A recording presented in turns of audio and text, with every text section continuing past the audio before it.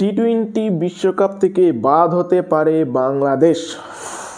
বাংলাদেশকে ছাড়াই এই বছর টি-টোয়েন্টি বিশ্বকাপ হতে পারে খুব সম্ভবত।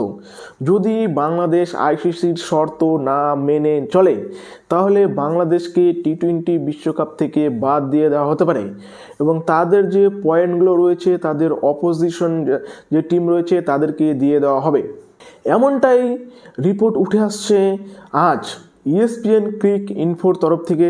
জানতে পারলাম আমরা সকল ক্রিকেট প্রেমীরা যে বাংলাদেশ মুস্তাফিজুর রহমানকে IPL থেকে বাদ দিয়ে দেওয়ার পরে যেইভাবে বাংলাদেশের গভর্নমেন্ট এবং বাংলাদেশের ক্রিকেট বোর্ড ইন্ডিয়ার উপরে বিভিন্নভাবে চাপ সৃষ্টি করার চেষ্টা করেছিল, সব কিছুই যেন একেবারেই বৃথা হয়ে গেল। বাংলাদেশের যে ক্রিকেট বোর্ড BCB ICCকে লেটার লিখেছিল যে বাংলাদেশি প্লেয়াররা ইন্ডিয়াতে নিরাপদ নয়, ইন্ডিয়াতে বাংলাদেশি প্লেয়ার, বাংলাদেশি ফ্যান, বাংলাদেশি মিডিয়ারা নিরাপদ নয় এই টি-টোয়েন্টি বিশ্বকাপে, তাই তারা সেখানে খেলতে যাবে না। তার পরিবর্তে তাদের ভেন্যু পরিবর্তন করে শ্রীলঙ্কাতে নিয়ে যাওয়া হোক।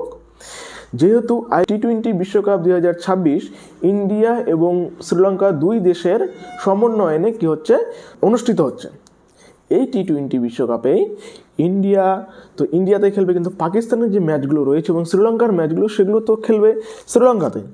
কিন্তু তারই পাশাপাশি বাংলাদেশও চাইছিল বাংলাদেশের ম্যাচগুলোকেও শ্রীলঙ্কাতে নিয়ে যাওয়া হোক। কেন নিয়ে যাওয়া হোক? কারণ 9,20,00,000 টাকা দিয়ে মুস্তাফিজুর রহমানকে কেনার পরে ইন্ডিয়া থেকে কলকাতা নাইট রাইডার্সের টিম মুস্তাফিজুর রহমানকে টিম থেকে রিলিজ করে দেয়।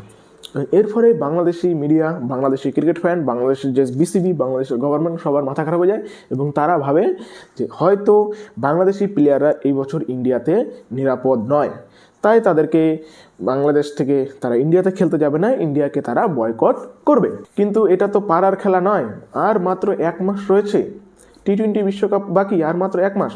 ফেব্রুয়ারি মাসে শুরু হতে চলেছে টি-টোয়েন্টি বিশ্বকাপ, তার আগে তো শিডিউল পরিবর্তন করা সম্ভব নয়। তাই বাংলাদেশ আবারও ঘোলা জল খেতে হচ্ছে বাংলাদেশকে। ঘোলা জল ছাড়া কিছু করার নেই বাংলাদেশের। আবার বাংলাদেশের ময়ে হয়ে গেল।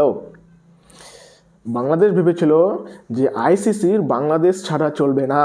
বাংলাদেশ ভেবেছিল তারাও ইন্ডিয়া পাকিস্তানের মতন ম্যাচ উপভোগ করাবে পুরো বিশ্ববাসীকে। বাংলাদেশের যে প্ল্যান, সেই প্ল্যানে খোঁড়া গর্তে তারা নিজেরাই পড়ে গেল, বাংলাদেশের ক্রিকেট ফ্যানেরা, ক্রিকেট মিডিয়া এবং ক্রিকেট বোর্ড। ICC সাফ জানিয়ে দিয়েছে, তুমি ইন্ডিয়াতে খেললে খেলো, না খেললে না খেলো, তোমাকে দরকার নাই আমাদেরকে তোমাদের দরকার। যদি ICC টি-টোয়েন্টি বিশ্বকাপে বাংলাদেশ না খেলে তাহলে বাংলাদেশি ক্রিকেট শেষ। ICCর কোনো যায় আসবে না।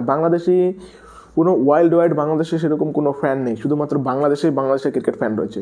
ইন্ডিয়া পাকিস্তানের ম্যাচ, ইন্ডিয়া অস্ট্রেলিয়ার ম্যাচ, ইন্ডিয়া ইংল্যান্ডের ম্যাচ, ইন্ডিয়া সাউথ আফ্রিকার ম্যাচ, এগুলো ম্যাচই কিন্তু পুরো বিশ্বে দেখে এবং এগুলো ম্যাচের উপরেই ICCর রেভিনিউ নির্ভর করে। বাংলাদেশের ক্রিকেট বোর্ডের দরকার আছে ICCকে, ICCর দরকার নেই বাংলাদেশি বোর্ডকে। একেবারেই ঘোল খাইয়ে দিল ICC বাংলাদেশের BCBকে। তারা যেই প্ল্যানটা ভেবেছিল এখানে সাকসেসফুল করবে, সেই প্ল্যানটা উল্টাই তাদেরকেই ভরাডুবিতে নিয়ে চলে আসছে।